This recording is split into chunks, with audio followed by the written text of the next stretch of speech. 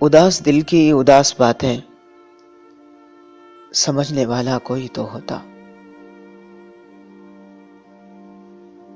कि जिसकी बातों से दिल संभलता,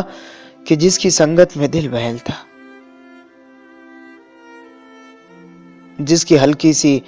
एक झलक भी हमारे दुख को समेट देती, फलक से खुशियां उड़ेल देती, या उसकी नाजुक सी मुस्कुराहट हमारे दिन की सभी थकावट को दूर करती, या फिर चमकती वो आंखें उसकी हमारी हस्ती का राज होती। हमारे दुख की किताब होता जो हमको चाहता, हमको पढ़ता, गुजरते लम्हों की सख्तियों में कोई तो नाजुक मिजाज होता, कोई तो होता उदास दिल की उदास बातें